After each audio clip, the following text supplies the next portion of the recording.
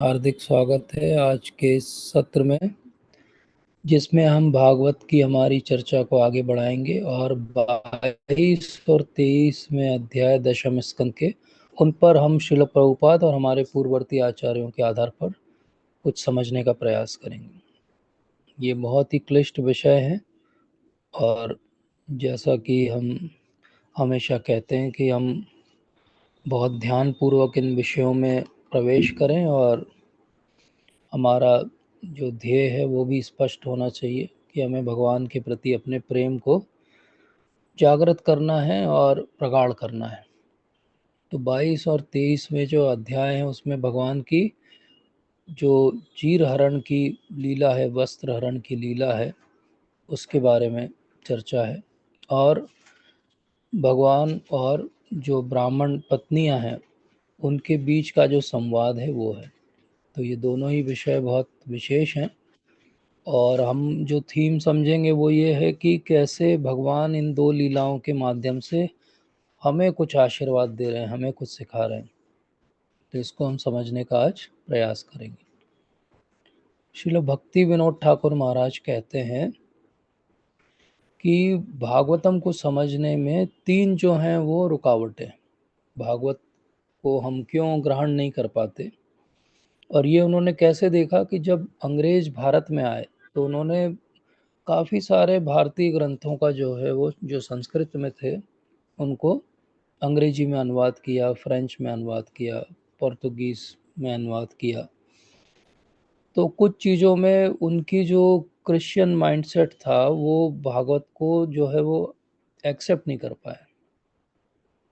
तो पहला था, जिस तरह से ब्रह्मांड का विवरण जो है भागवत के अंदर दिया हुआ है, किस तरह से ब्रह्मांड की उत्पत्ति हुई, कितना बड़ा है ये ब्रह्मांड, क्या इसकी आयु है, ये जो पूरा कॉस्मोलॉजी का सेक्शन हमने पढ़ा था, जब अंग्रेज़ों ने इसको पढ़ा तो उनको ये बात एक्सेप्ट नहीं हुई। उनको लगा कि ये तो बहुत ही मनगढ़ंत बातें। ऑल्दो बहुत सालों के बाद साइंस ने जब उन बातों को समझना प्रयास किया तो साइंस ने माना कि ये जो टाइम फ्रेम है, जिस तरह से डिस्क्रिप्शन है, वैसा काफ़ी हद तक जो है दृश्यमान भी दिखाई देता है। लेकिन उस समय उनकी कॉस्मोलॉजी कैसे चलती थी, बाइबल के आधार पर चलती थी। तो पहला जो रुकावट था भागवत को समझने का वो था कॉस्मोलॉजी, ब्रह्मांड की उत्पत्ति और उसकी संरचना। दूसरी जो बात थी वो थी बहुत कॉम्प्लेक्स फिलोसॉफी। भागवत की फिलोसॉफी कैसी है, भक्ति विनोद ठाकुर महाराज कहते हैं बहुत कॉम्प्लेक्स है, स्ट्रेट फॉरवर्ड नहीं है, वन टू वन नहीं है कि ये अच्छा करोगे तो अच्छा होगा, ऐसा नहीं है। भागवत के अंदर इतने सारे उदाहरण मिलेंगे जहाँ व्यक्ति अभी जीवन में अच्छा कर रहा है लेकिन उसके साथ अच्छा नहीं हो रहा है, और कोई व्यक्ति अच्छा नहीं कर रहा है लेकिन वो पूरे ब्रह्मांड का स्वामी बन के बैठा हुआ है। तो ये बड़ी कॉम्प्लेक्स फिलोसॉफी है, कर्मा की फिलोसॉफी, नर्क की फिलोसॉफी, ये लोगों की समझ के परे थी। और तीसरा जो और कहा जा कि सबसे बड़ी जो रुकावट थी वो थी ये भगवान कृष्ण की गोपियों के साथ जो लीलाएं हैं। ये तो उन्होंने सीधे सीधे इमोरल एक्ट बोल दिया इसको। बोले इस तरह का कैसा भगवान हो सकता है जो इस तरह से व्यवहार करता है। तो ये जो तीन चीज़ें थी, एक कॉस्मोलॉजी, एक कॉम्प्लेक्स फिलोसॉफी और एक ये so called immoral act by God, ये तीन कारण थे कि क्रिश्चियनिटी ने एक सिरे से जो है भागवत को नकार दिया। उन्होंने बोला भागवत जो है वो कोई एबोरिजिन्स आदिवासियों की मानसिकता वाली पुस्तक है और इसमें भगवान के बारे में सही जानकारी नहीं। उनमें से बहुत ही बिरले हुए जिनको सही में परंपरा के आधार पर ज्ञान मिला और उनको समझ में आया।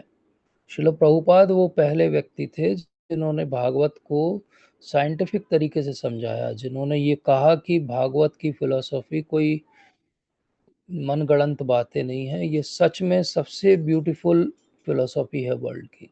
और ये भगवान के जो सो कॉल्ड इमोरल एक्ट हैं, ये इमोरल एक्ट नहीं है, ये भगवान के जो है वो लीलाएं हैं, कंजुगल पास टाइम्स हैं।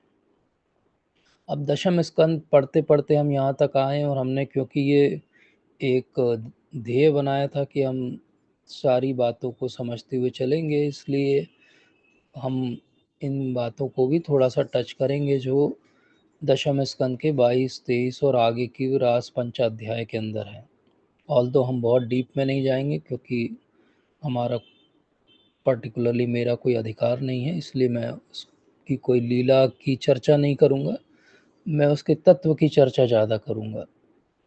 तो आपको ये ध्यान रखना है कि ये पूरी जो भागवत कही जा रही है वो कहाँ कही जा रही है? गंगा जी के किनारे कही जा रही है।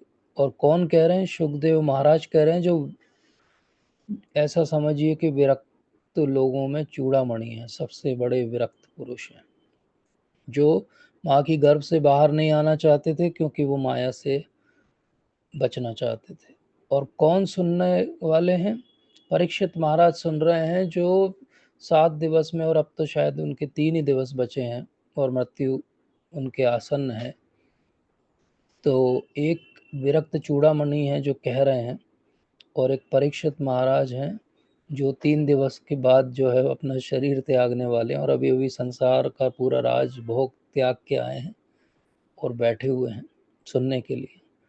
तो बोले, और जो ऑडियंस है वो कौन है? बोले व्यास देव हैं, जो खुद ही इतने विरक्त महापुरुष हैं। नारद मुनि हैं, जो एक समय भी कहीं टिकते नहीं है क्योंकि उनको भक्ति का इतना प्रचार करने में रुचि।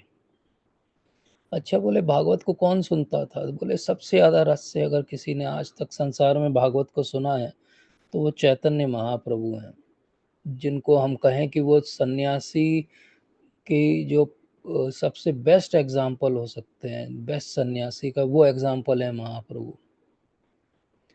तो एक तरफ महाप्रभु हैं जो बेस्ट सन्यासी हैं, एक इतने बड़े वैरागी जैसे वेद व्यास, एक तरफ सुखदेव और परीक्षित महाराज।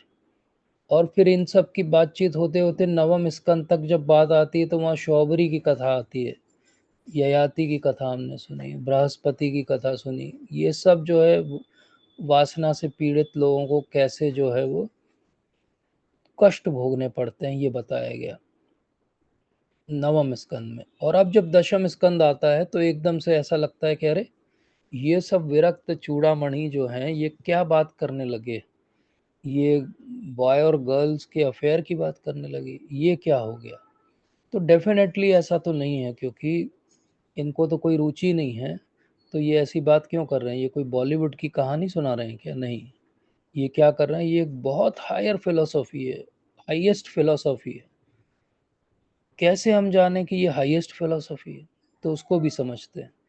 हम जब भगवान की सेवा में अपने आप को नियुक्त करना चाहते हैं तो अलग अलग रसों में करते हैं, और वो जो रसों का आरंभ होता है उसका जो पहला है वो शांत रस है। शांत रस का अर्थ समझें अगर हम कभी अच्छे से, नेक्टर ऑफ डिवोशन से, भक्ति रसामृत सिंधु से, तो हमें समझ में आएगा कि शांत रस का मतलब है सारी भौतिकतावादी जितनी भी वासनाएं और हमारे अटैचमेंट हैं उन सब से अपने आप को दूर करना और अपनी आत्मा में स्थित होना। तो शांत रस की शुरुआत कहाँ से होती? जब आपकी भौतिक इच्छाएं समाप्त हो जाती। जब शांत रस का आरंभ वहां से होता है जब भौतिक इच्छाएं समाप्त हो जाती हैं, तो शांत रस के बाद में दास्य रस है, वात्सल्य का रस है, और उसके बाद में साख्य रस है, इसके बाद में जो है माधुर्य का रस है, जो कि पराकाष्ठा है। तो आप बताइए कि माधुर्य रस के अंदर फिर कैसे जो है भौतिक इच्छाएं या काम वासना रह सकती है? तो ये जो अंतरंग व्यवहार है, वो एक्चुअली अंतरंग व्यवहार किसके बीच का है? वो भगवान और भगवान के सबसे शुद्ध भक्तों के बीच का है, जो गोपियां हैं।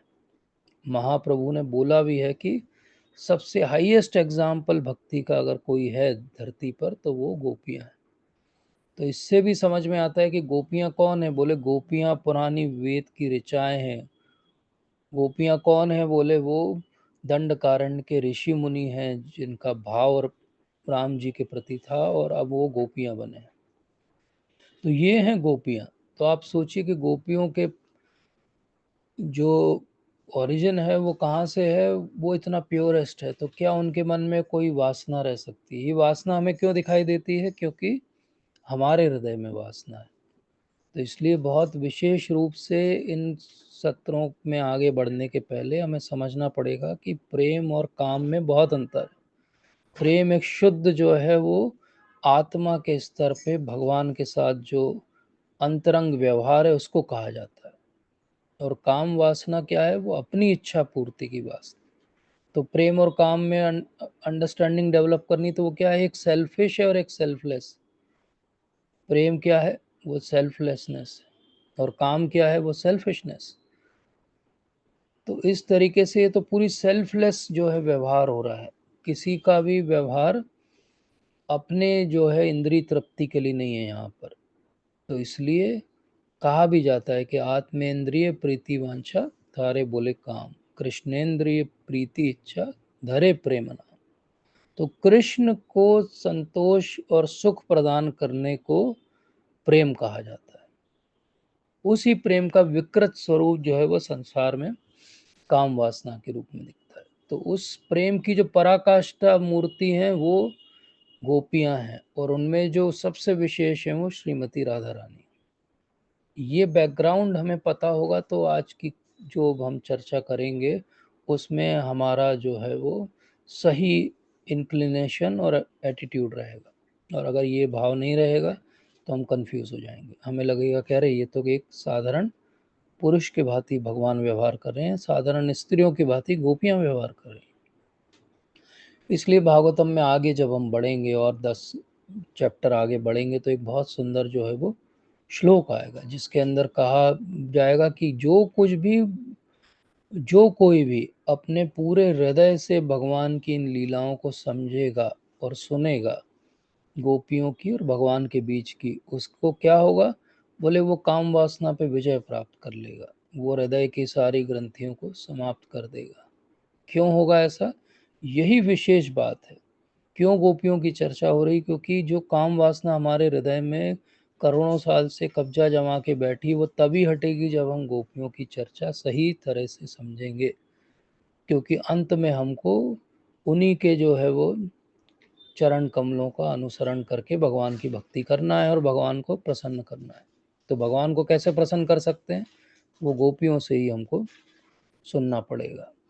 तो गोपियों का भाव भगवान के प्रति क्या है? तो जब हम गोपी गीत की चर्चा करेंगे तो एक श्लोक आएगा, उसमें गोपियां कहेंगी कि आप जब सुबह वन में चले जाते हैं तो वो एक क्षण जो है वो हमको कई युगों की तरह लगने लगता है। अटति यद भवान अहनि काननम त्रुटि युगायते तम अपश्यताम।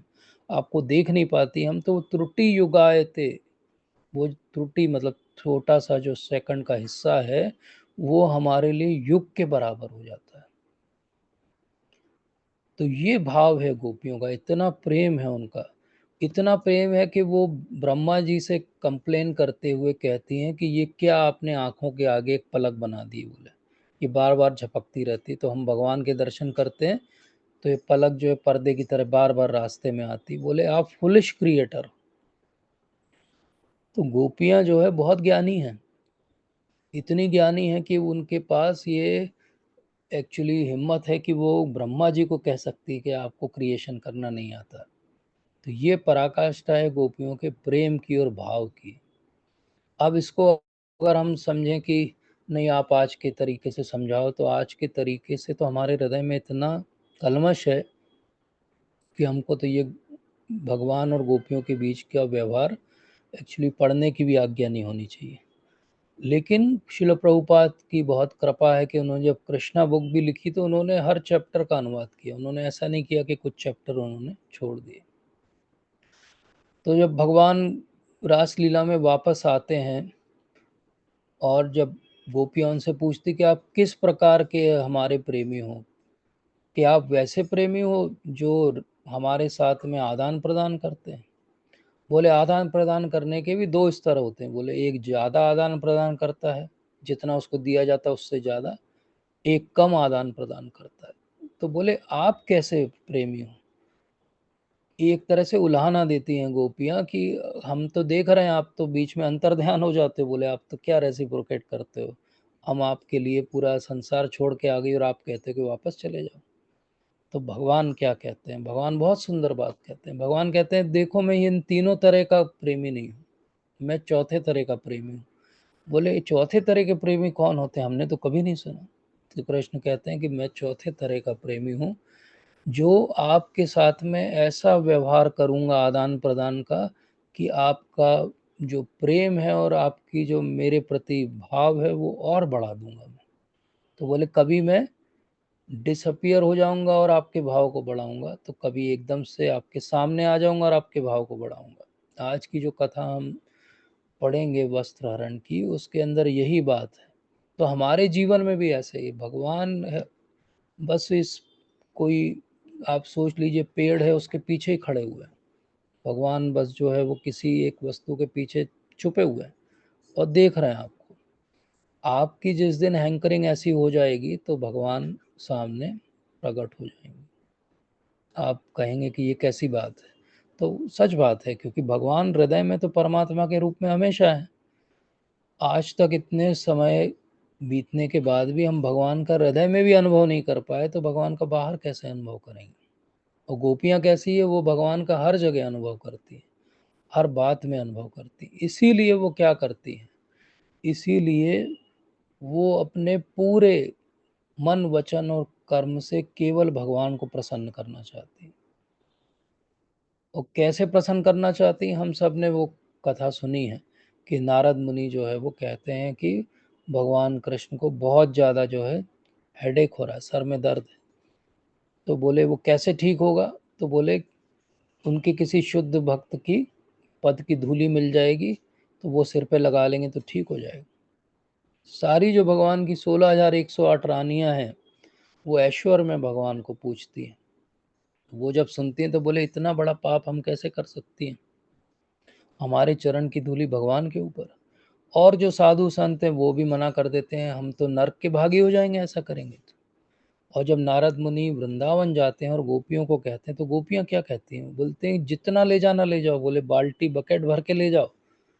तो बोले आपको डर नहीं है कि आप हमेशा के लिए नर्क में चली जाएंगी? भगवान अपने सर पे, मस्तक पे आपकी धूली को अगर धारण करेंगे। तो गोपियां कहती कि हमें कोई प्रॉब्लम नहीं, हमें कोई भी प्रॉब्लम नहीं। हम बोले अनंत काल के लिए नर्क के वासी होने के लिए तैयार हैं, अगर हमारी पद की धूली से भगवान को कुछ क्षण का भी जो है रिलीफ मिलता है। ये गोपियों का सेल्फलेस लव है। अब आप बताइए कि क्या हम में से कोई भक्ति इसलिए करता है कि भगवान प्रसन्न हो जाए? हम में से ज़्यादातर हम भक्ति करते हैं कि हम प्रसन्न रहें। हम उस दिन भक्ति में प्रसन्न रहते हैं जिस दिन हमको नाम जप में आनंद आता है। लेकिन क्या हम नाम जप कर भगवान को आनंद आ रहा है कि नहीं आ रहा है?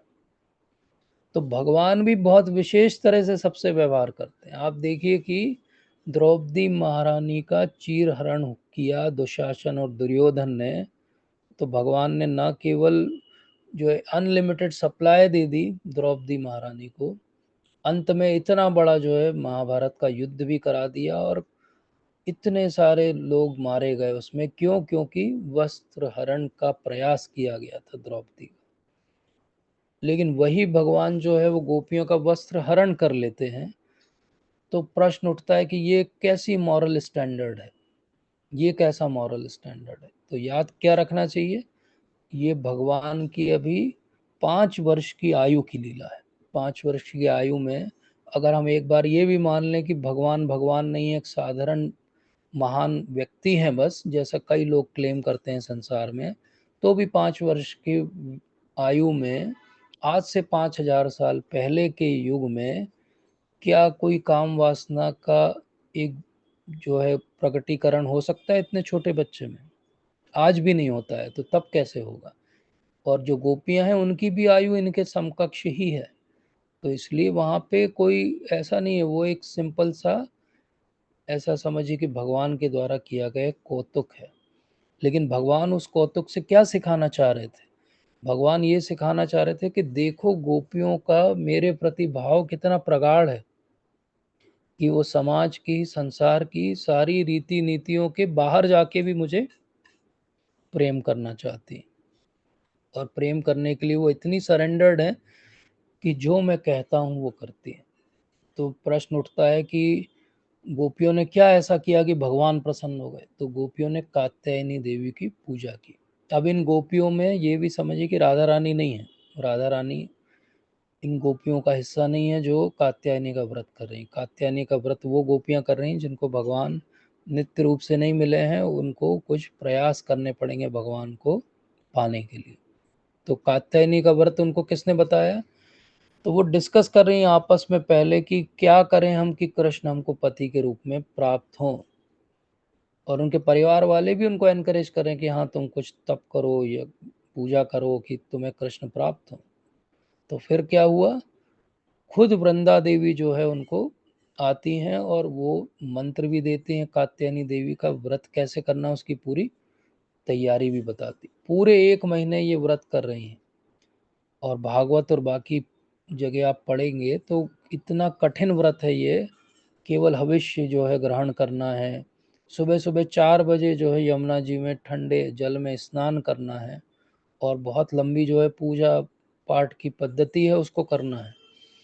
और इतना कठिन है नियम कि वो क्रश क्राय हो गई हैं, और बिल्कुल जो है वो सूख गई हैं। हर कोई कह रहा है वृंदावन में कि ये कैसा तप और पूजा कर रही हैं, इतनी कठिन तपस्या क्यों कर रही हैं, लेकिन हृदय में सबको क्या चाहिए कि भगवान कृष्ण में पति के रूप में प्राप्त हो। तो ये गोपियां कोई साधारण नहीं है, ये सब कौन है? महायोगिनी है।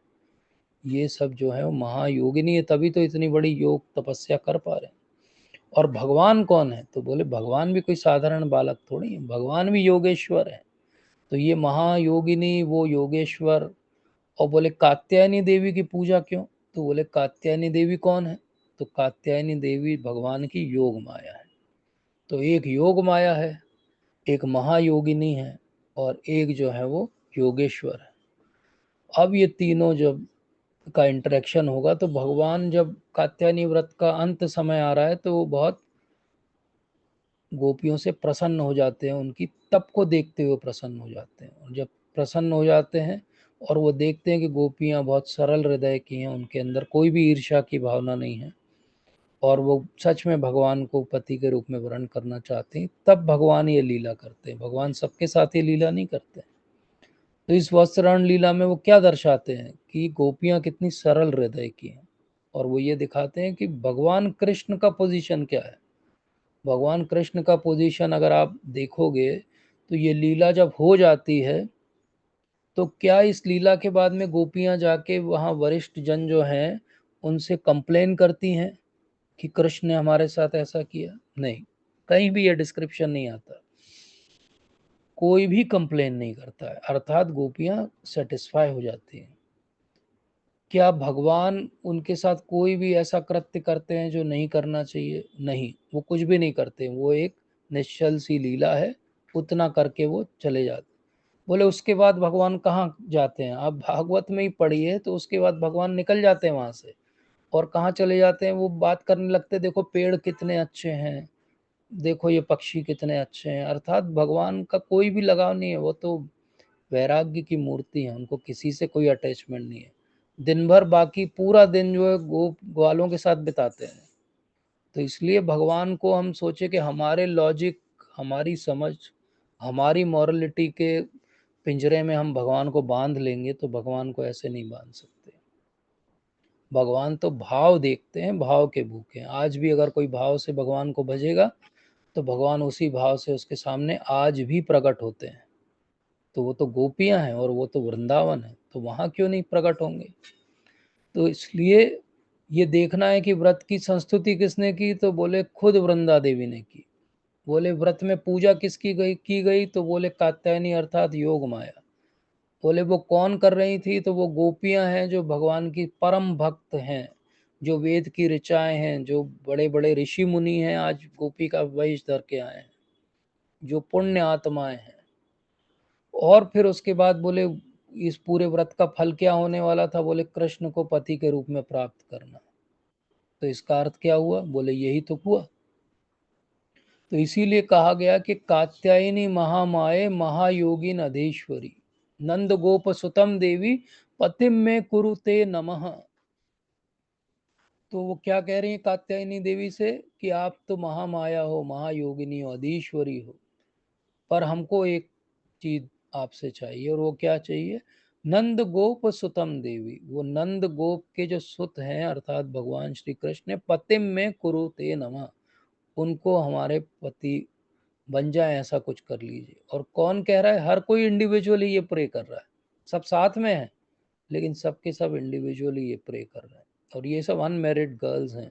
पुराने समय में जल्दी मैरिज फिक्स हो जाती थी, शादी बाद में ही होती थी, लेकिन किससे होगी ये डिसाइड हो जाता था। और भगवान अकेले नहीं आए हैं वहाँ पे, जब वो लीला करने आए हैं तो अपने साथ में 4 अपने छोटे छोटे बाल मित्रों को लेके आए हैं। ऐसा डिस्क्रिप्शन आता है कि वो तोतली भाषा में जो है बात करते हैं चारों, मतलब बहुत ही छोटे छोटे से बच्चे हैं। और वो छोटे छोटे बच्चे क्या हैं, तो उसको भी आचार्यों ने टीका दी कि ये 4 क्या लेकर आए हैं भगवान। तो बोले भगवान अपने साथ अपना मन लेकर आए हैं, अपनी जो बुद्धि लेकर आए, अपना चित्त और अहंकार लेकर आए।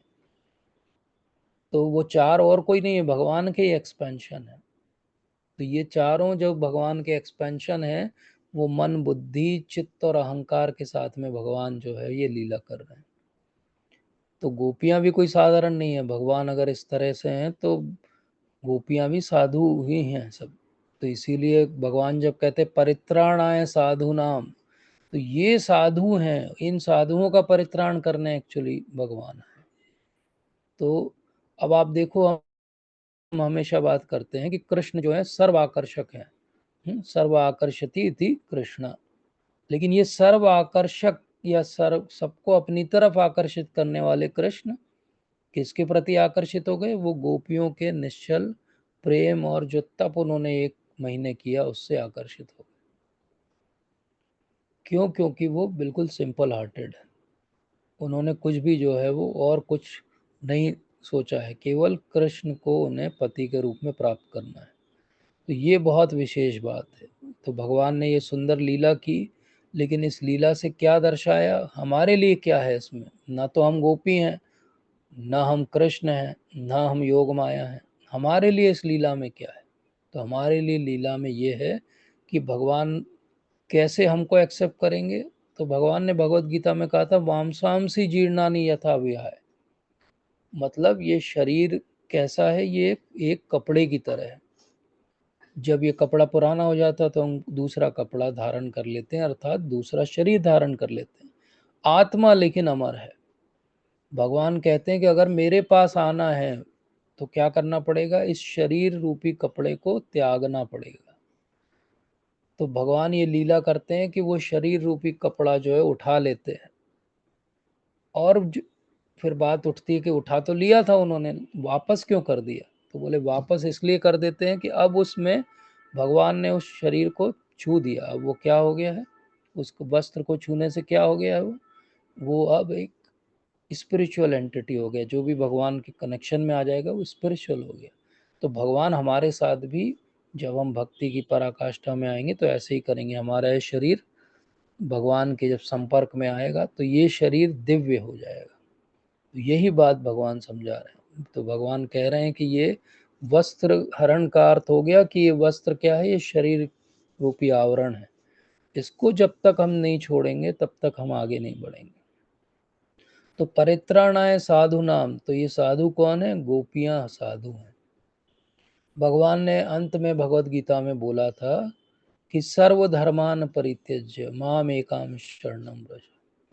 तो ये लीला हमें ये भी समझा रही कि सर्वधर्मान परित्यज्य मतलब सारे धर्मों को त्याग कर मेरी शरण में आओ। स्त्री उचित जो धर्म है उसमें लज्जा भी एक धर्म माना गया। तो भगवान कह रहे हैं कि गुरु के सामने, भगवान के सामने लज्जा को भी आपको त्यागना पड़ेगा।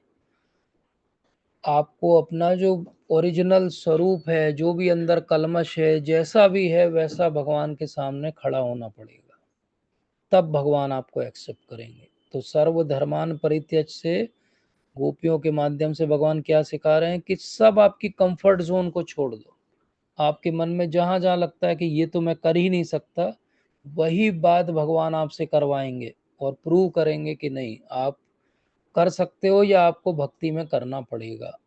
तो ये बहुत विशेष बात है। हमारे लिए क्या लेसन है?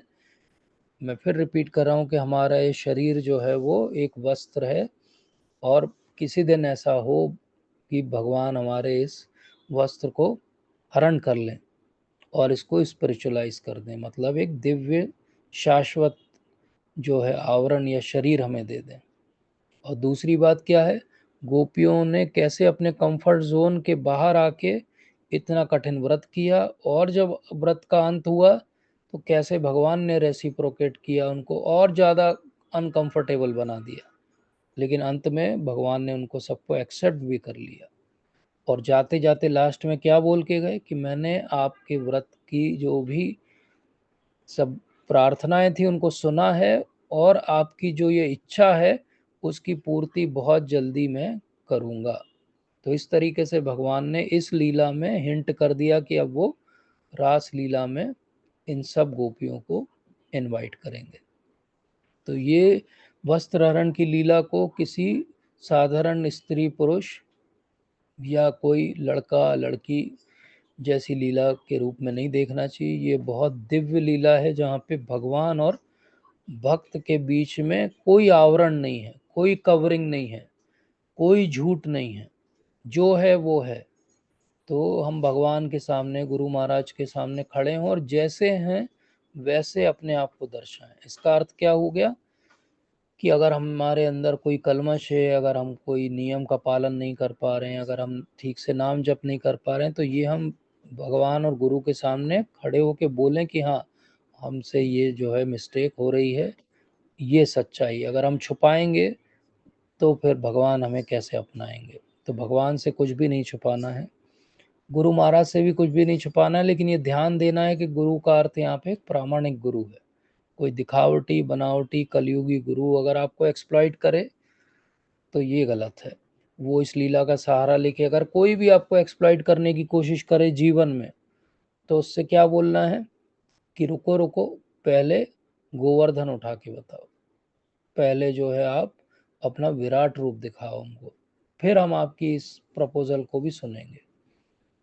तो कोई भी प्रामाणिक गुरु आपको कभी भी ऐसा कुछ भी करने के लिए नहीं कहेगा। तो ये बात भी हमें इस लीला से सीखना चाहिए और ध्यान रखना चाहिए।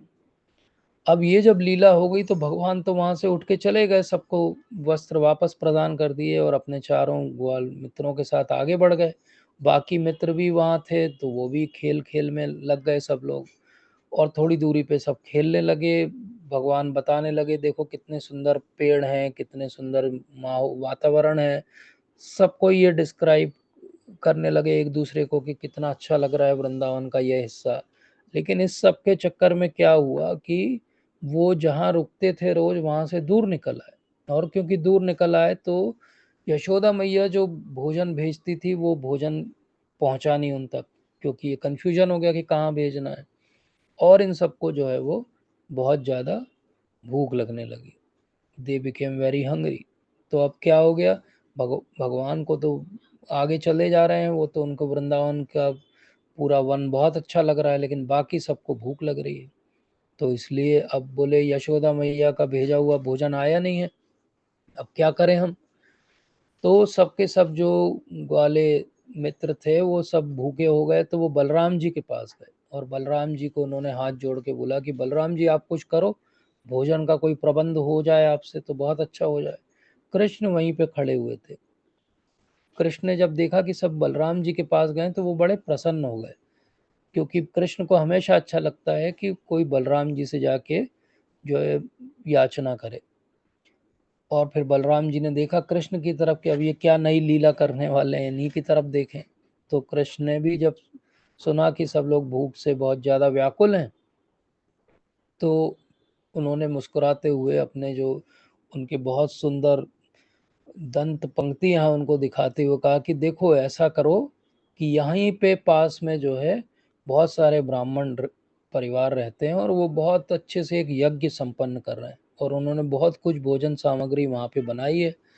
तो जाके उनसे जो है वो थोड़ी सी याचना करो कि हमें भी कुछ दे दो। तो बोले ऐसा हो सकता है कि तुम वहाँ पे जाओगे मांगने के लिए तो मेरा नाम बताओगे तो शायद ही कुछ मिले, क्योंकि मैं तो एक ग्वाले का लड़का हूँ। लेकिन बलराम जी का नाम बताना। बोले बलराम जी क्या हैं, एक क्षत्रिय हैं, क्षत्रिय कुल के हैं, तो हो सकता है क्षत्रिय कुल के नाम से कुछ मिल जाए, क्योंकि नॉर्मली तो वो ऐसे किसी वैश्य के लिए आपको कोई दान देंगे नहीं। तो ये सब सरल हृदय के ग्वाले मित्र उनके चले गए, यज्ञ मंडप में, और वहाँ कर्मकांडी ब्राह्मणों को हाथ जोड़ के बोला कि भोजन दे दीजिए हमको, हमारे साथ बलराम जी हैं, कृष्ण हैं, और बहुत ज़्यादा भूखे हैं हम लोग, बहुत आगे तक आ गए हैं, और हम कई समय से हमने कुछ खाया नहीं है। तो ये जो ब्राह्मण थे, ये इनको अपनी विद्या का, ज्ञान का, अपने वेद अध्ययन का बहुत ज़्यादा अहंकार था। तो उन्होंने क्या बोल दिया, उन्होंने भगा दिया इनको, बोला कि कुछ नहीं मिलेगा, जाओ। वो इतना पढ़ने के बाद भी ये नहीं समझ पाए कि अंत में यज्ञ में अर्पित की हुई सब वस्तुओं के जो भोक्ता हैं वो स्वयं उनके सामने दरवाजे पे आके मांग रहे हैं अपने भक्तों के थ्रू, और उसके लिए भी आप मना कर रहे हो, क्योंकि वो इतने अहंकार में थे कि उन भगवान को वो पहचान ही नहीं पाए। वो ये समझ ही नहीं पाए कि यज्ञ में स्वाहा स्वाहा करके अंत में भी भगवान तक ही पहुंचेगा, तो डायरेक्ट भगवान को क्यों नहीं दे दें सामने खड़े। लेकिन वो क्योंकि इस तरह से भगवान श्री कृष्ण को समझ नहीं पाए, तो उन्होंने मना कर दिया। मना कर दिया तो क्या हुआ, ये बड़े दुखी होके सब भूखे पहुंच गए वापस कृष्ण के पास, कि बोले उन्होंने तो मना कर दिया है। बोले कितने निष्ठुर हैं ये सब ब्राह्मण, कि मना कर दिया उन्होंने, अब हम क्या करेंगे। बोले तो बोले ये सब जो द्विज है ना, कृष्ण हंसते हुए कहते हैं जब इन सबको दुखी देखते हैं, तो बोले ये सब नाम के द्विज हैं। बोले ये द्विज का इनका अर्थ हो गया कि जो दो पेरेंट्स से इनका जन्म हुआ है। बोले दो बार जन्म नहीं हुआ है इनका, ये दिखावे के ब्राह्मण है, ऐसा भगवान ने कमेंट किया। और भगवान ने कहा कि बोले वेद का वाक्य है कि जो भी भूखा है वो भोजन पाने का अधिकारी है। बोले ना उसका कुल देखना चाहिए, ना धर्म देखना चाहिए, केवल भोजन प्रदान करना चाहिए। बोले लेकिन इन्होंने तो नहीं किया कृष्ण, अब क्या करेंगे हम। बहुत दुखी हो गए सब लोग। तो कृष्ण हंसने लगे, बोले कि अरे तुम लोग दुखी हो गए, तुमको इतना सा धर्म नहीं पता है कि याचक जो होता है, जो मांगने वाला होता है, बोले उसको मना भी किया जा सकता है। तो कौन सी बड़ी बात है, भीख मांगने वाले को मना तो किया ही जा सकता है। तो आप भगवान के लिए भी भीख मांगने जाओगे तो लोग मना कर देंगे आपको, बोले नहीं अभी हम मंदिर के लिए कुछ नहीं देंगे। तो ये क्या हो गया, भीख मांगने जाओगे तो भगवान ने कहा कि याद रखो कि अगर मांगने जा रहे हो तो मना होगा, इसके लिए मेंटली तैयार रहो। बोले लेकिन हमको तो बहुत भूख लग रही है, अब हम क्या करें। तो भगवान बहुत गंभीर हो जाते हैं, बोलते कि ये जो ब्राह्मण जो अपने आप को इतना महान समझ रहे हैं, बोले ये वृंदावन के एक पेड़ के बराबर भी नहीं है। बोले एक पेड़ की ज़्यादा सुकृत है ये इन ब्राह्मणों से, जो इतना स्वाहा स्वाहा करके धुआं फैला रहे हैं सब जगह। लेकिन फिर भगवान मुस्कुराने लगे और उन्होंने कहा कि देखो अब एक काम करो, इतना क्रोध करने की आवश्यकता नहीं है। आप लोग तो ऐसा क्रोध कर रहे हो जैसे कोई नववधु जो है क्रोध कर लेती छोटी छोटी बात पे। बोले तुम्हारी क्या अभी अभी शादी हुई है, बोले क्यों क्रोध कर रहे हो तुम लोग। बोले एक काम करो, उन्हीं की ब्राह्मणों की पत्नियां हैं, बोले अब उनके पास जाओ और उनको कहना कि कृष्ण और बलराम आपसे कुछ याचना कर रहे हैं, बहुत भूखे हैं। तो अब इन लोगों को लगा कि अभी तो डांट खा के आए हैं, बोले फिर से वहां जाएंगे तो फिर भगा दिया जाएंगे, फिर हमारा अपमान होगा, क्या फिर से जाना चाहिए। तो कृष्ण ने बोला नहीं नहीं जाओ, वो जो ब्राह्मण पत्नियां बोले वो मेरी भक्त है, वो आपकी इच्छा की पूर्ति जरूर करेंगी। तो ये छुपते छुपाते वापस गए वहां पे, और ब्राह्मण पत्नियां जहाँ पे बहुत सारी वैरायटी बना रही थी यज्ञ के लिए, वो सब बहुत सुंदर प्रिपरेशन रखी हुई थी, ये सब वहां पहुंच गए और हाथ जोड़ के उन्होंने कहा कि कृष्ण बलराम यहीं पास में जंगल में आए हैं, और वो आपसे याचना कर रहे थे कि आप थोड़ा सा कुछ भोजन दे देते। जैसे ही वो कृष्ण बलराम का नाम सुनती हैं, उन्होंने कई बार कृष्ण बलराम के बारे में सुना है, क्योंकि वहाँ पे बहुत सारे ऐसे सामान बेचने वाले, पान बेचने वाले, बहुत सारे ऐसे लोग थे जो वृंदावन भी जाते थे और इनके पास भी आते थे। तो वो हमेशा एक ही बात करते थे, अरे वो नंद का लाला बहुत सुंदर है, कितना रूपवान है, इनकी बहुत इच्छा थी कृष्ण को देखने की, दर्शन करने की। और आज उनको लगा कि अरे वाह स्वयं भगवान आ गए, अब तो इनके इतने सुंदर दर्शन होंगे। तो जो जो उन्होंने बनाया था यज्ञ के लिए, सब कुछ बहुत सुंदर तरीके से थालियों में सजाया, और सबकी सब जो है अपने घर से बाहर निकल गई। वो बोले कहाँ है कृष्ण, हम खुद दे के आएंगे उनको। और सब चलने लगी, और सब चलने लगी तो थोड़ी दूरी पे थे। चलते चलते एक जगह उन्हें देखा कि सारे पेड़ जो है झुके हुए हैं, सारी लताएं झुकी हुई हैं। तो वो समझ गई कि बस भगवान यहीं आसपास कहीं हैं। और जैसे ही भगवान को देखा तो उनकी जो ब्यूटी है भगवान की, उसको देख के ये लोग जो है कई तो मूर्छित हो गई और एकदम से भगवान को प्रणाम करने लगी, भगवान की स्तुति करने लगी। और उन्होंने फिर अच्छे से वो सब जो लेकर आई थी वो भगवान को और सारे ग्वाल मित्रों को उनके ऑफर किया। सबने बहुत सुंदर जो है वो उसको सराहा कि इतना सुंदर, ये तो केवल भगवान को देखे जा रहे हैं। उनको लग रहा है कि जैसे कोई बहुत सुंदर सा नया जो बादल बनता है वो धरती पे उतर आया हो, इतने सुंदर दिख रहे हैं भगवान। और जब भगवान ने इनको देखा तो ये भी समझ गए कि इनका प्रेम तो बिल्कुल निश्चल प्रेम है मेरे लिए। तो सबको जैसे भगवान ने गोपियों को रास लीला के समय वेलकम किया था, उसी तरीके से इन सबको भी वेलकम किया। और इन सब ने कह दिया कि अब हम वापस नहीं जाएंगे अपने घर, अब तो हम आपके साथ आपके पीछे पीछे चलेंगे। तो भगवान ने बोला कि ये तो बहुत बड़ी जो है वो इशू हो जाएगा अगर आप ऐसे करेंगे।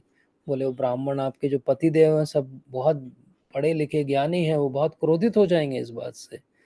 बोले लेकिन हम तो अब आपके दर्शन करके वापस नहीं जाना चाहते हैं। तो फिर भगवान उन्हें जो है बेनेडिक्शन देते हैं, उन्हें वरदान देते हैं कि आप चिंता नहीं करो, आप वापस जाओगी, आपका कोई अपमान भी नहीं करेगा और आप घर में मेरा ध्यान करना और आपको मेरे दर्शन घर पर ही हो जाएंगे। जब इस तरह से सुना सबने तो उनके मन में भी भाव जागा कि ठीक है, भगवान अगर ऐसा कह रहे हैं तो वो पूरा सब कुछ उनको ऑफर करके और वहाँ से वापस अपने घर चली गई। और इतने में वो उनके जो पति थे सारे, उन्हें देखा कि ये सारे के सारे जो है वो कृष्ण का दर्शन भी करके आ गई, कितना इनके अंदर जो है निश्चल प्रेम है। और वो भी क्योंकि ज्ञानी थे तो वो भी समझे कि ये तो हमने बहुत बड़ी जो है अपने से मिस्टेक हो गई। तो बोले ये तो इतना अच्छा भोजन करा के आ गई उनको और हमने तो कुछ भी देने से इनकार कर दिया था, मना कर दिया था। बोले हम कितने निकृष्ट जीव हैं। इसलिए जब पत्नियां वापस आई तो उनमें से किसी ने भी उसका अपोज नहीं किया और उन्होंने कहा कि ठीक है, बहुत अच्छा किया आप लोगों ने। और ब्राह्मण भी सारे के सारे हाथ जोड़ के वहीं से अपने घरों से यज्ञशाला से प्रार्थना करने लगे भगवान से कि आप हमारे अपराधों को क्षमा करना। और उनकी भी आतुरता बहुत बढ़ गई भगवान के दर्शन करने की। लेकिन वो लॉजिकल माइंडेड थे, ज्ञानी थे, तो उनको लगा कि अगर हम कृष्ण से मिलने जाएंगे तो कोई ना कोई भेदिया होगा कंस का, वो जाके कंस को बताएगा, फिर कंस अटैक करेगा, फिर हमारा क्या होगा। तो इतना आगे तक फ्यूचर का सोचने के कारण वो कुछ भी नहीं कर पाए और वहीं से उन्होंने ध्यान में ही भगवान के दर्शन किए, लेकिन जाके प्रत्यक्ष जहाँ कुछ कदम दूरी पे भगवान थे नहीं जा पाए। लेकिन जो ब्राह्मण पत्नियां थी, इन्होंने सब कुछ जो है इतने अच्छे से वहाँ पे भगवान की सेवा भी की, भगवान की चरण कमल की और जो तुलसी थी उसको अपने मस्तक पे भी धारण किया और इस तरीके से बहुत अच्छे से वो वापस भी आ गई। तो इस तरीके से श्रीधर स्वामी कहते हैं कि ये ब्राह्मण जो थे, जो द्विज थे, वो भी धीरे धीरे भगवान के बारे में आगे भी समझते गए और वो भी बहुत अच्छे भक्त बन गए। और ब्राह्मण पत्नियां तो भक्त थी।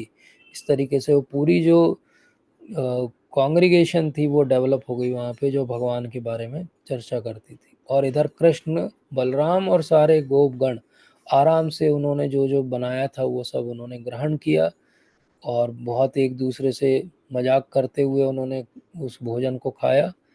और एक उनके मित्र थे, वो ब्राह्मण थे, तो उन्होंने तो बोला कि कृष्ण क्यों नहीं एक काम करें कि इन सबको हम रख लें अपने साथ में, तो ये रोज अच्छा अच्छा भोजन बना के हमको खिलाएंगे। तो कृष्ण हंसने लगे, बोले तुम बहुत पेटू हो, तुमको खाना ही खाना सूझता है। अगर वो हमारे साथ में रहेंगी तो वो उनके पतियों का ध्यान कौन रखेगा, उनका परिवार का ध्यान कौन रखेगा। तो बोले क्यों ना हम रोज यहीं आ जाएंगे और इन्हीं से बोलेंगे हमारे लिए भोजन बना के रखो। बोले ये नहीं नहीं, बोले ये हम, अगर तुम ऐसा बोलोगे तो फिर हम वहाँ वरिष्ठों को जो है वो बता देंगे कि तुम ऐसा बोल रहे थे, रोज एक ही जगह आना चाहते हो। तो इस तरीके से उन्होंने बहुत अच्छे से वो भोजन ग्रहण किया और उसके बाद वो अपने घर की ओर प्रस्थान कर गए। अब विशेष बात क्या है, ये एक ही दिन में दो लीलाएं हुई, वस्त्र हरण की लीला भी हुई और ब्राह्मण पत्नियों की लीला भी हुई। लेकिन इन दोनों लीला की चर्चा किसी भी गोप वाले ने जाके अपने परिवार में नहीं की, न गोपियों ने घर जाके बताया कि उनके साथ कुछ ऐसा विशेष हुआ है। तो इस तरीके से कोई भी और अवेयर नहीं था। सुखदेव महाराज और वेद व्यास जी की कृपा से हमें पता है कि क्या हुआ था वृंदावन में, लेकिन आज भी पता नहीं है किसी को कि क्या हुआ था। तो we know the secrets of lord now. तो इस तरीके से इन दोनों लीलाओं को अगर सम्मिलित रूप से हम समझें तो भगवान ने कैसे आदान प्रदान किया, गोपियों के साथ भी और ब्राह्मणों की पत्नियों के साथ भी। तो भगवान का रेसिप्रोकेशन जैसा उनका भाव था उस स्तर का था, लेकिन दोनों का जो आदान प्रदान था वो प्रेम के स्तर पे था। जो ब्राह्मणों की पत्नियां थी वो किसी भी तरह बस भगवान कृष्ण की सेवा में अपने आप को नियुक्त करना चाहती थी। जो गोपियां थी वो किसी भी तरह से भगवान को अपने प्रेमी के रूप में, पति के रूप में प्राप्त करना चाहती थी। और भगवान ने उन दोनों की जो इच्छा थी उसको पूर्ति किया। गोप ग्वालों की इच्छा क्या थी कि उन्हें भोजन मिल जाए, भगवान ने उनकी इच्छा की भी पूर्ति कर दी। तो भगवान ही वो विशेष हैं जो हर किसी को संतुष्ट कर सकते हैं। उन्होंने एक ही दिन में गोपियों को भी संतुष्ट कर दिया, कात्यायनी देवी का मान भी रख लिया, उन्होंने योग माया को भी संतुष्ट कर दिया, उन्होंने गोप ग्वालों को भी संतुष्ट कर दिया, उन्होंने ब्राह्मण पत्नी और ब्राह्मणों को भी संतुष्ट कर दिया, और ये दो लीलाएं करके हम जैसे भक्तों को भी संतुष्ट कर दिया। तो ये भगवान ही है जो सबको एक बार में एक साथ संतुष्ट करना जानते हैं। हम तो अपने जीवन में एक को संतुष्ट करना जाते हैं तो चार लोग जो है असंतुष्ट हो जाते हैं हमसे कि हमें समय नहीं दे रहे। तो ये स्थिति हमारी है, लेकिन भगवान की स्थिति क्या है? भगवान की लीला में अंत में हर कोई संतुष्ट हो जाता है। हमारे लिए क्या सूत्र है? जैसे गोपियों ने और ब्राह्मण पत्नियों ने भगवान श्री कृष्ण को अपने जीवन की प्रायोरिटी बनाया, कि जब उनको जैसे ही खबर मिली कि भगवान यहीं पास में है तो उन्होंने कुछ भी नहीं सोचा और जो था जैसा बनाया था सब लेके उनको अर्पित कर दिया जाके। तो क्या कृष्ण हमारे जीवन की प्रायोरिटी हैं? क्या आज हमारे पास कॉल आ जाए कि भगवान मिलना चाहते हैं, तो क्या हम सब कुछ छोड़ के और प्रेम पूर्वक भगवान के पास पहुंचने के लिए तैयार हैं?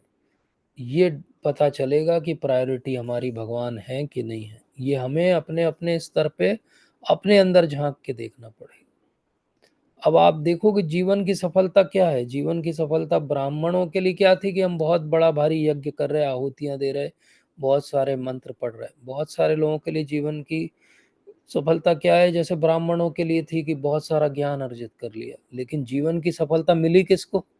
वो जो सरल हृदय की गोपियां थी, वो जो सरल हृदय की ब्राह्मण पत्नियां थी, जिन्होंने जो था वो अर्पित कर दिया भगवान को।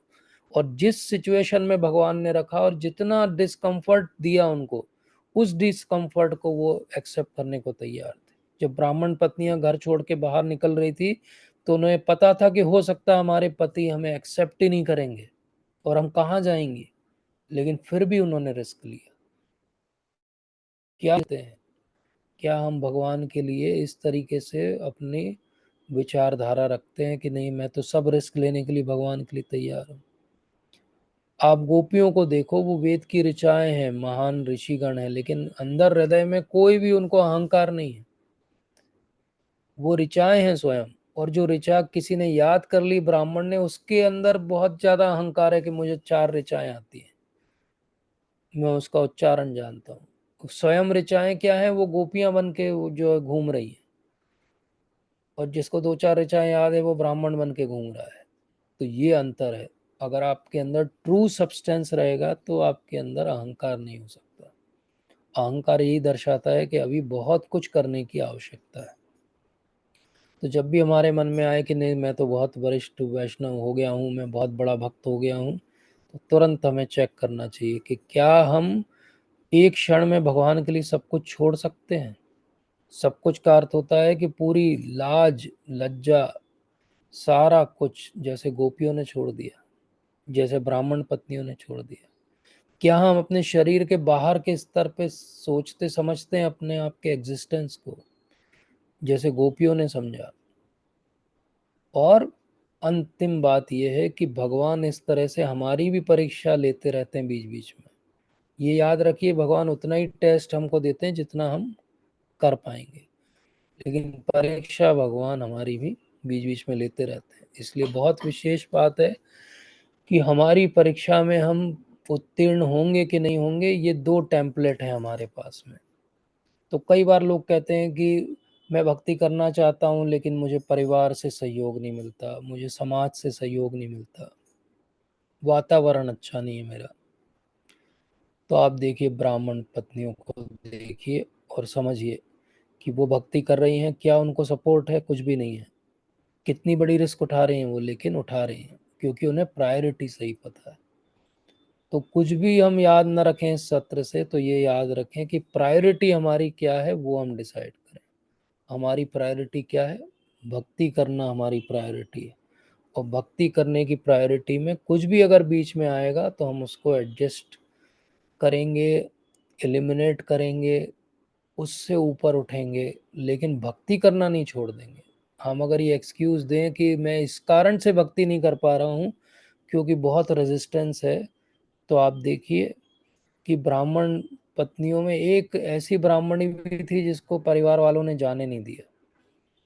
वो जाने की बहुत इच्छा थी लेकिन परिवार वाले ने जाने नहीं दिया। तो भागवत के अंदर डिस्क्रिप्शन आता है कि उसने तत्क्षण वहां पे अपना शरीर त्याग दिया और दिव्य शरीर में जो है वो गई और भगवान के उसने दर्शन किए।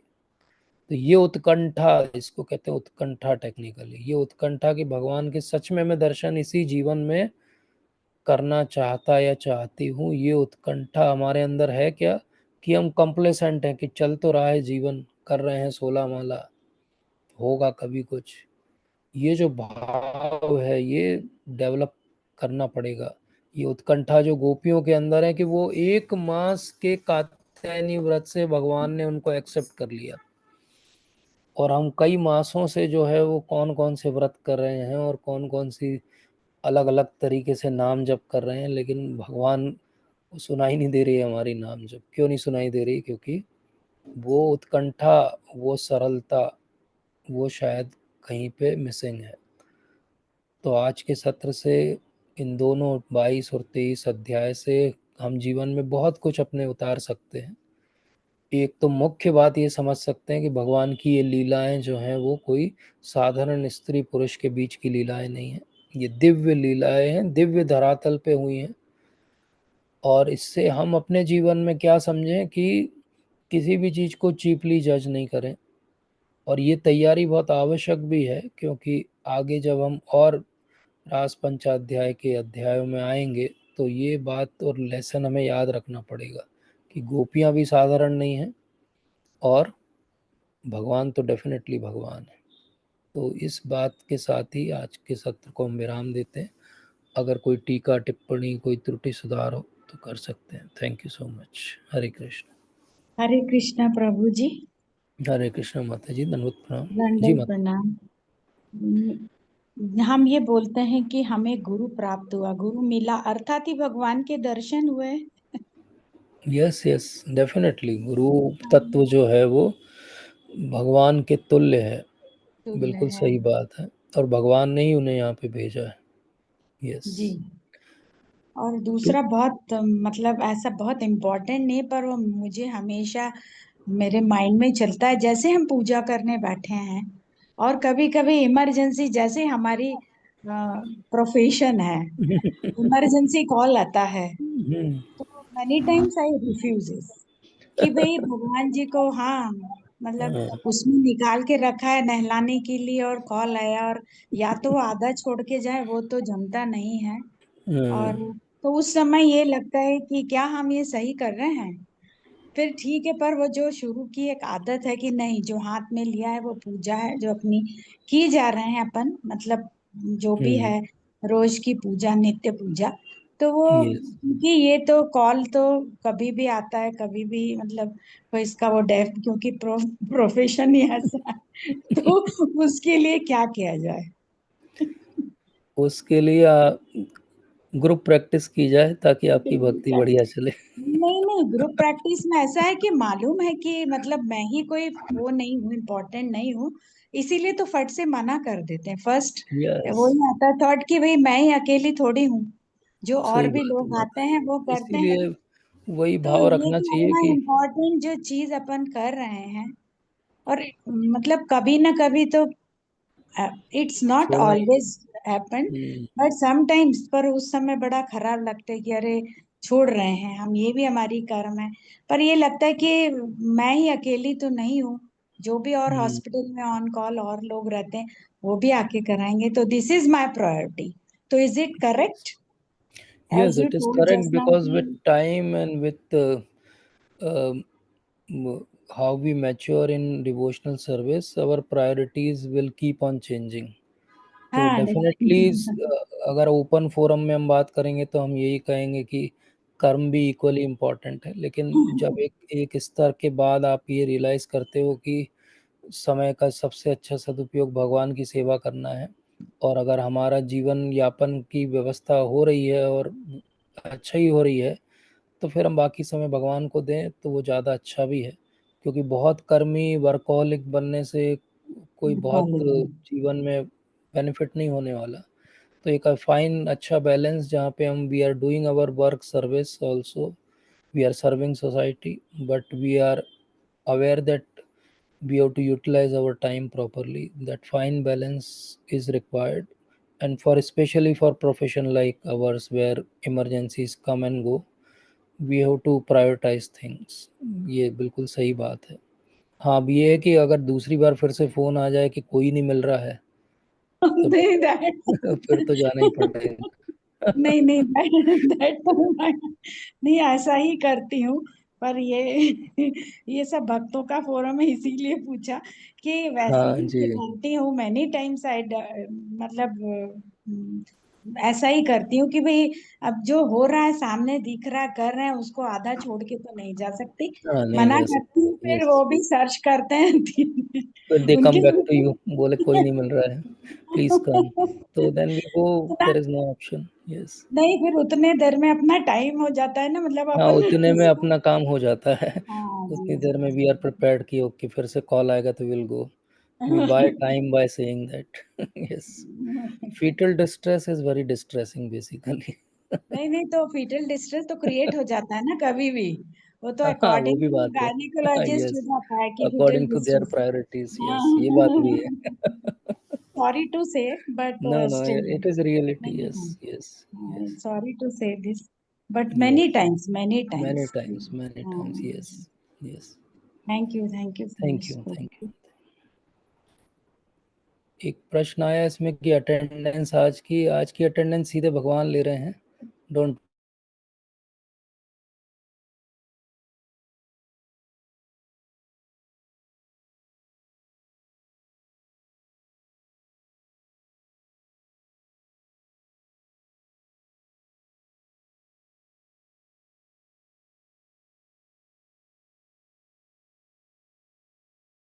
हेलो।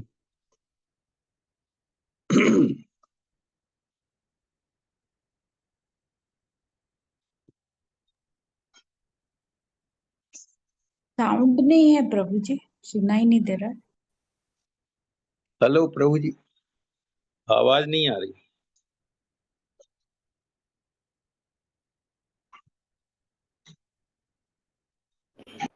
अंकित प्रभु जी कुछ कहना चाहते हैं?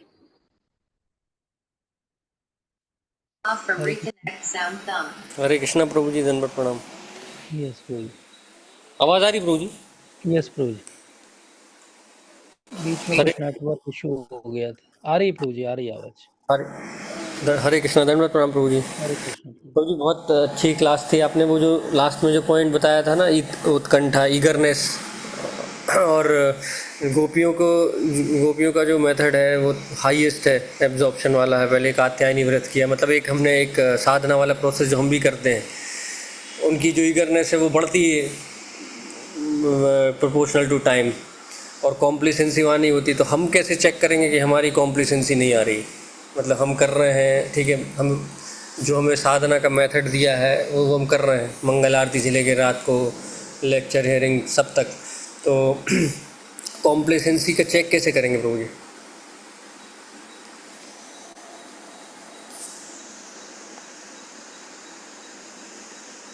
प्रभु जी can you repeat your question a bit?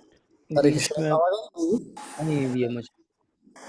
प्रभु जी जैसे ईगरनेस, पहला है कि ईगरनेस आपने बताया था, ईगरनेस उत्कंठा होनी चाहिए। यस। उत्कंठा रहेगी हमारी चीज़ कि हम शुरुआत में भक्ति करते हैं, we are doing our sadhana very well. तो एक और पॉइंट आता है कि कॉम्प्लिसेंसी नहीं आनी चाहिए। तो हम ये वाले मेथड को फॉलो करते करते विथ टाइम कैसे चेक करेंगे कि कॉम्प्लिसेंसी आ रही है कि नहीं आ रही है, और आ रही है तो उसके ये साइन नहीं है। उसके साइन बहुत सिंपल हैं प्रभु जी, कि जब आपको ऐसा बोरिंग सा लगने लगे भक्ति करते हुए, आपको लगे कि सब कुछ रिपीटेटिव हो रहा है, nothing new realization, nothing new connection is happening. Basically, when you are in your comfort zone, that is the time when you should awaken yourself. That I don't want to be in comfort zone in bhakti. Bhakti means taking challenges every time. तो complacency check करने का तरीका ये है कि क्या मैं बहुत कंफर्ट जोन में तो नहीं आ गया, क्या मैं बड़ा खुश हूँ कि मेरी भक्ति बढ़िया चल रही है, मैं 16 माला कर रहा हूँ, मैं 4 नियम कर रहा हूँ, लेकिन क्या मैं नया कुछ पढ़ रहा हूँ, क्या मैं नया कुछ सीख रहा हूँ, क्या पिछले 6 महीने में मेरी भक्ति में, मेरे भाव में कुछ थोड़ा बहुत 1-2% भी अंतर आया है कि नहीं आया है? क्या मेरा गुरु महाराज के प्रति समर्पण या उनके प्रति वो क्या चाहते हैं वो अंडरस्टैंडिंग डेवलप हुई है कि नहीं हुई है?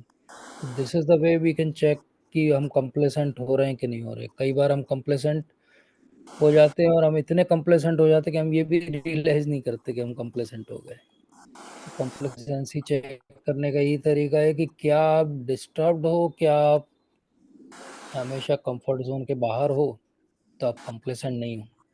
अगर आप बहुत बढ़िया कंफर्ट जोन में एस्टेब्लिश हो गए हो और उससे एक भी चीज़ आगे पीछे बाहर नहीं करना चाहते हो, तो देन इट इज़ भक्ति और कॉम्प्लेसेंसी वो बहुत दिन बहुत अच्छे से नहीं चलेगी। इसलिए प्रभुपाद बोलते थे कि hunt for the rhinos, ask for the challenges, because then only you are actually doing something. तो कई बार गृहस्था जीवन में बहुत इजी रहता है कि एक फ्लो बन गया हमारा, एक रूटीन बन गया, and we are happy with that, but then we should always try to do something new, something more, something better, improve ourselves, maybe in preaching, maybe somewhere else. This is the way to check our complacency.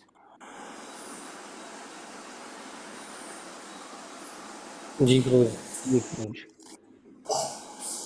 Thank you Prabhu ji. Thank you. Amrish प्रभु जी कुछ कहना चाहते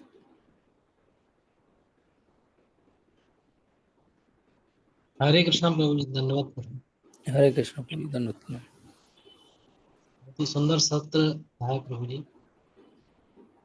प्रभु जी, इसमें जो गोपियों का बताया कि गोपियां जो है उनका एक बहुत इंटेंस भाव है उनका, और भगवान को रेसिप्रोकेट भी करते हैं। जब उनने जो व्रत किया 1 महीने का, कात्यायनी व्रत किया तो प्रभु जी, लेकिन भगवान तो जैसे स्वतंत्र हैं, मतलब बोला जाता नहीं भगवान वो किसी के लिए बाध्य नहीं है। और दूसरा इसमें ये है कि जो भाव भाव जैसे गोपियों के अंदर उनके जो जो भक्ति है, तो उनको ज्ञान है, तो ज्ञान के बाद भी वो भगवान को नहीं समझ पाते। तो गोपियों का ज्ञान नहीं है तो उन्हें मतलब ज्ञान कहाँ से आया उनको, या उनका जीरो लेवल से ही भाव था। तो अगर उसी को अगर हम कंपेयर करें कि जो साधन भक्ति कर रहे हैं, तो उनमें भाव नहीं है या है तो छुपा है, तो उनका भाव कैसे बढ़ेगा, या कि वो मैकेनिकली जैसा ही है। यस प्रभु जी, इसको अगर तत्व के स्तर पे समझे, बहुत इम्पोर्टेंट प्रश्न है ये हम सबके लिए जो साधना भक्ति कर रहे हैं। तो जब हम आगे अभी रास पंचाध्याय पे चर्चा करेंगे तो विभिन्न प्रकार की गोपियां हैं, एक्चुअली 18 डिफरेंट सबसेट्स हैं गोपियों के। उसमें से एक जो गोपियों का प्रकार है वो साधन सिद्ध गोपियां हैं, जो अपने साधन को सिद्ध करके, और एक प्रोसेस है जिसको बोलते हैं कि रागात्मिक भक्त जो होते हैं उनके अनुगमन में जब कोई चलता है तो वो उसे अपना स्वरूप जो है समझ में आता है, तो ये उसकी प्रोसेस है। तो वहाँ गोपियाँ ऐसी भी हैं जो साधन के द्वारा सिद्ध होके भगवान के चरण कमलों तक आई हैं, और वहाँ ऐसी भी गोपियाँ हैं जो नित्य सिद्ध गोपियाँ हैं, जो डे वन पे जब उनका क्रिएशन हुआ तो उनका भाव उस दिन से ही भगवान के प्रति, उनको मटेरियल माया तीन गुण इनमें से किसी ने इन्फ्लुएंस ही नहीं किया कभी, क्योंकि उनका भाव ही ऐसा नहीं था। तो वो भी हैं वहाँ पे, देव कन्याएं भी हैं जो आई हैं भगवान की रासलीला में पार्टिसिपेट करने के लिए।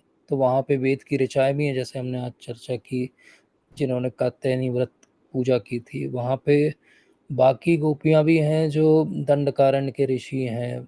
बाकी बहुत सारी स्त्रियां जब रामचंद्र जी गए थे मिथिला में, तो वो भी हैं जो बाद में अट्रैक्ट होती हैं रामचंद्र जी, लेकिन एक पत्नी व्रतधारी हैं, तो वो कहते हैं कि मैं अगली बार आपकी इच्छा की पूर्ति करूंगा। तो उसमें वहाँ पे अयोध्यावासिनी स्त्रियां भी हैं जिनका वैसा भाव था भगवान के प्रति। तो अब आप सोचिए, ये सब त्रेता युग से लगा के भगवान के आने द्वापर युग तक जो है वो तपस्या ही कर रहे हैं। इतने सालों कल्पों तक उन्होंने तपस्या की, उसके बाद में वो अधिकारी नहीं बनी है कि वो भगवान की इन लीलाओं में प्रवेश कर सकें।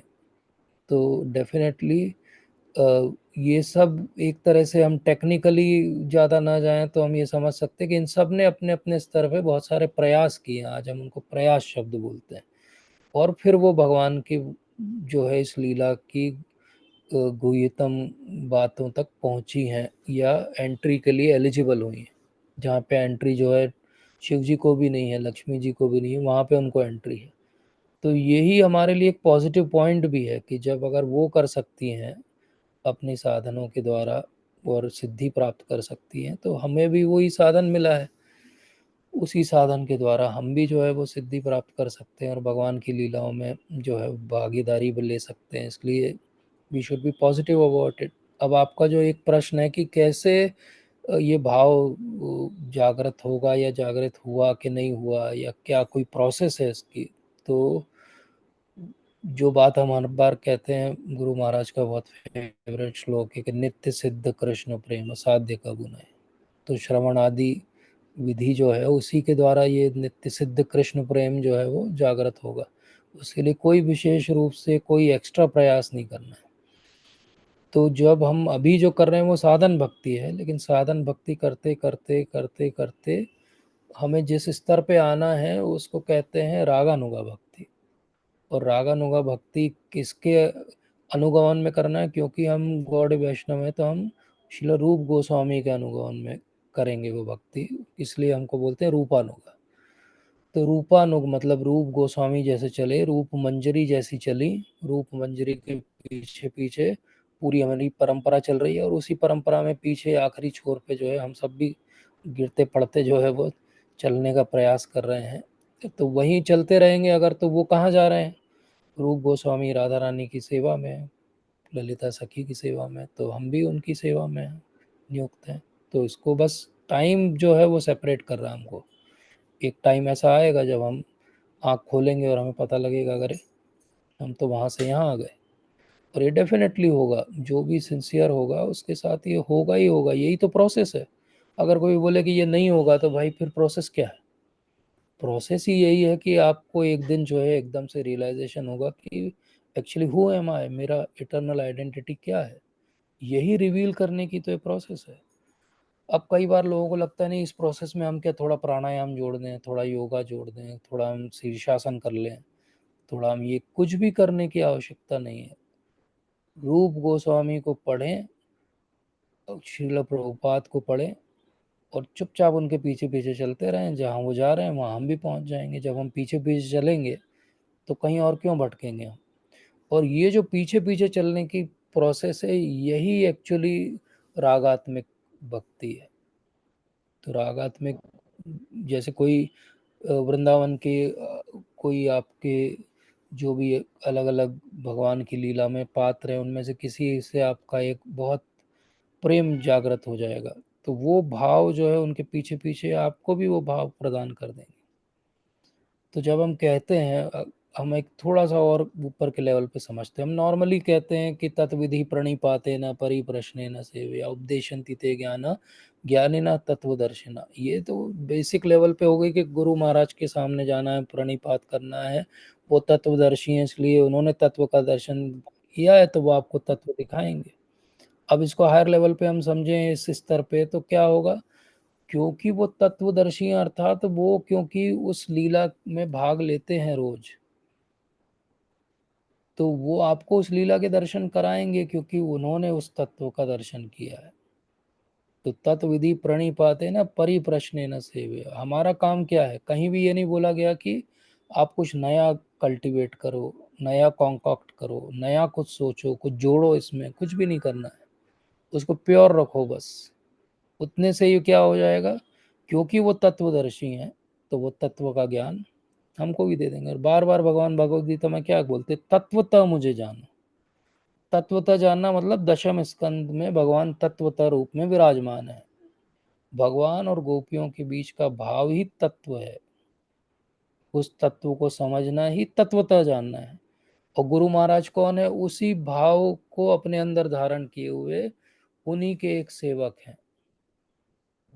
अलग अलग तरह से वो उनकी सेवा में नियुक्त होते हैं। किसके अनुगत्य, रूप गोस्वामी के अनुगत्य। हमको क्या करना है, हम उनके पीछे पीछे रहेंगे तो एक दिन वो हमको भी एक सेवा पकड़ा देंगे, बोले आप भी ये करना चालू करो। This is what is there. तो इसलिए कई बार लगता है कि बहुत डिफिकल्ट होगा, बहुत सारा कुछ करना पड़ेगा। क्या क्या करना पड़ेगा, कुछ भी नहीं करना पड़ेगा। प्रभुपाद इतने दयालु कृपालु हैं कि वो एक प्रोसेस में पूरा पैकेज दे के गए। और बार बार वो हिंट दे रहे हैं कि हम क्या हैं, रूपानुगा है, हम रूपानुगा हैं। लोग कहते हैं कि हाईएस्ट फिलोसफी दी नहीं प्रभुपाद ने, क्योंकि उनके वेस्टर्न फॉलोअर्स जो थे वो ड्रग एडिक्ट थे। 10 ही साल तो मिले प्रभुपाद को, इतने में क्या क्या बता देते। लेकिन ऐसा बिल्कुल भी नहीं है, प्रभुपाद ने हाईएस्ट फिलोसफी दी है। हम जो रोज सुबह तुलसी आरती करते हैं उसी से समझ में आ जाता है कि हमारी अभिलाषा क्या होनी चाहिए और क्या हमारे एस्पिरेशंस होने चाहिए। अगर ऐसा नहीं होता तो प्रभुपाद तुलसी आरती ऐसी क्यों देते। जब हम सुबह मंगल आरती में गुरु महाराज को ग्लोरीफाई करते तो हम क्या कहते हैं, निकुंज यूनो रति के लिए सिद्ध है। तो हाईएस्ट फिलोसफी दी कि नहीं प्रभुपाद ने, नहीं तो वो कोई और गुरु पूजा देते, ये क्यों दी उन्होंने। तो बस वो क्लैरिटी हमको रखना है कि डिस्ट्रैक्ट नहीं होना है। आजकल बहुत इजीली हम डिस्ट्रैक्ट हो जाते हैं, क्योंकि बहुत सारे लोग प्री मैच्योरली वो सब चीज़ें डिस्कस करने लगते हैं जो नहीं करना चाहिए। बट हम चुपचाप सीधे सीधे दशम स्कंद के और प्रभुपाद के नेक्टर ऑफ डिवोशन के सहारे चलते रहेंगे तो we will have all those things within our परंपरा। They are there and they are revealed, they will be revealed. इसलिए we should never have that thinking कि कहीं और मिलेगा क्या, ये यहीं पे मिलेगा, ये इट इज़ देयर इटसेल्फ। इसलिए गोपियों का भाव क्या है और हमारा भाव क्या है, तो हमको भक्ति करते हुए कैसे समझ में आएगा गोपियों का भाव क्या है। तो हम दशम स्कंद पढ़ेंगे तो गोपियों का सरलता उनका भाव है, उनमें कोई अहंकार नहीं है, ये उनका भाव है। भगवान जो बोल देते हैं उसको वो सही मान लेती हैं, ये उनका भाव है। पर हम भागवत पढ़ते हैं तो हम अपना पूरा लॉजिक वाला माइंड लेके आते हैं कि लाइए पहले प्रूव करिए फिर हम मानेंगे। तो यही डिफरेंस है। इसलिए we should have that faith. Faith यही तो है ना कि हमें सब कुछ दिया है। जब ये फेथ ही नहीं रहेगा कि सब कुछ मिला है तो कैसे भगवान भी रेसिप्रोकेट करेंगे या गुरु महाराज रेसिप्रोकेट करेंगे। तो it is all about reciprocation. इसलिए very nice question that how we should have that faith. Very simple again, how we should have that faith. See our पूर्ववर्ती आचार्यस, हमारे पहले प्रेडिसेसर आचार्य सब जो हुए हैं उनका अपना एक स्वरूप है जो उन्होंने रिवील किया डायरेक्टली या इनडायरेक्टली। तो हमारे जो प्रेजेंट आचार्य हैं क्या उनका स्वरूप नहीं होगा क्या, वो भी एक दिन रिवील होगा। क्या प्रभुपाद का कोई स्वरूप नहीं होगा क्या, वो भी रिवील होगा। तो इसी तरह से क्या हम साधन करके भगवान को पा सकते हैं कि नहीं पा सकते। अगर हम ये कहें कि नहीं पा सकते तो फिर ये पूरी प्रोसेस ही फेक हो गई, वेस्टेज ऑफ टाइम हो गई। और अगर पा नहीं सकते हैं तो क्यों इतनी जल्दी लोग जो अट्रैक्ट हो जाते हैं, क्यों इतनी भक्ति कर रहे हैं लोग, इतने सालों तक करते रहते हैं, डेफिनेटली उनको कुछ मिलता होगा। तो इसलिए ये श्योर है कि ये प्रोसेस परफेक्ट है। जिस दिन हम इसको परफेक्टली एक्सेप्ट कर लेंगे ये रिवील कर देगी, इतनी सी बात है बस। तो हम सबका एक स्वरूप है, वो रिवील होगा जब समय आएगा, हो सकता है बहुत जल्दी हो जाए। Thank you Prabhu ji. Thank you. कोई और कुछ कहना चाहते हैं, नहीं तो हम सत्र को यहीं विराम देंगे। हरे तो कृष्ण कल हम प्रभु जी, भगवद दंडवत। गीता, यस प्रभु जी, हरे कृष्ण, धन्यवाद प्रभु जी। जी प्रभु जी। प्रभु जी थैंक यू, आपने बताया कि Krishna is the greatest satisfier and pacifier, और हमारी यस डायरेक्ट भक्ति होनी चाहिए। और आपने बताया कि भगवान का जो जन्म और कर्म है दोनों दिव्य है, उसे हमें अपने अपने इडियोटिक एक्टिविटीज और अपने कंपेयर नहीं करना चाहिए अपनी लाइफ से, और कभी भी कंपैरिजन में नहीं लाना चाहिए भगवान को अपने साथ। तो मेरे लिए यही टेक अवे था प्रभु जी। एक चीज मुझे जो लगी आज के सत्र में सुनने में, कि गोपियों का जो आपने भाव बताया कि उनमें भगवान की सेवा करने का इतना उत्साह था, और उसके साथ साथ उनको उनको पाने की जो उत्कंठा थी और जो उसके लिए उदासीनता थी, तो मुझे लगता है भक्ति एक इकलौती ऐसी फिलॉसफी और एक ऐसा कॉन्सेप्ट है जहाँ पर उत्साह और उदासीनता दोनों एक ही लाइन में हम बोल सकते हैं। यस जहाँ यस जहाँ हमें प्रभु जी। उत्साह के साथ उदासीन रहना है, ऐसा लगता है कि हमें उदास रहना है कि हम भगवान से दूर हैं, बट पूरे उत्साह से रहना है। तो ये यस आयरनी है, बट हम कैसे इसको अचीव कर सकते हैं? यस, बिल्कुल सही बात है प्रभु जी। ये भाव, दोनों चीज़ें एक साथ रहती हैं। वो चैतन्य महाप्रभु इसको समझाते हैं कि ये एक हॉट शुगर कैन जूस अगर आपको दिया जाए ग्लास में भर के, अब आप मुंह में उसको ले लो एक घूंट, अब वो हॉट है, बहुत गर्म है, तो वो मुंह जल भी रहा है, लेकिन वो इतना स्वीट है कि आपसे छोड़ा भी नहीं जा रहा है। तो यही भक्ति है। अब वो तो ले लिया है हमने जीवन में अपने हॉट शुगर कैन जूस, तब उसमें भगवान से विरह का भाव भी है, तो उसके अंदर बीच बीच में जो थोड़ा बहुत अनुभव होता है अच्छा, वो भी है। बट फाइनली यही है कि अगर हम बने रहेंगे तो वो हॉटनेस उसकी चली जाएगी और स्वीटनेस रह जाएगी बस।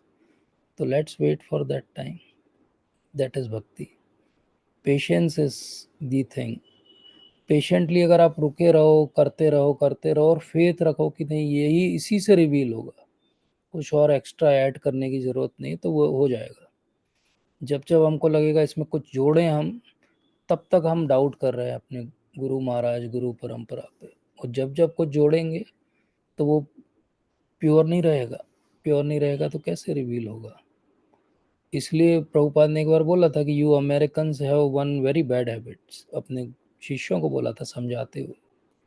बोले क्या प्रभुपाद, क्या हमारी बुरी आदत है? बोले अमेरिकन्स की। बोले अमेरिकन्स की बुरी आदत है कि you always want to modify things, you always want to improve upon something. Americans की आदत रहती है इसको और अच्छा कैसे बनाएं, इसको और बढ़िया कैसे बनाएं। प्रभुपाद हमेशा कहते थे ये परफेक्ट है भाई, इसको और अच्छा नहीं बनाना है। भगवान भी तो बोलते हैं ना कि ये वाला जो ज्ञान मैं तुम्हें दे रहा हूँ, परम गुह्य ज्ञान, ये बहुत सारे लोगों ने पिछले अपने टाइम में यूज़ किया और परफेक्शन प्राप्त किया। तो बस we should have that faith कि उससे ही परफेक्शन मिलेगा। इसलिए गोपियों के भाव को हमें पकड़ना चाहिए कि अगर वो देवताओं के पास सो कॉल्ड कात्यायनी देवी की पूजा भी कर रही हैं, तो वो कुछ और नहीं मांग रही हैं, भगवान को मांग रही हैं। तो आप देवता के पास भी जाके ये क्या कहोगे कि हमें भगवान चाहिए? ये फेथ ही मतलब डिवोशन की टेस्ट भी बोल सकते हैं इसको, और टेस्ट भी बोल सकते हैं इसको, दोनों चीज़ें हैं। So nice प्रभु। यस, थैंक यू प्रभु जी। तो आप सबका बहुत बहुत धन्यवाद। कल हम सत्र भगवद गीता वाला नहीं लेंगे।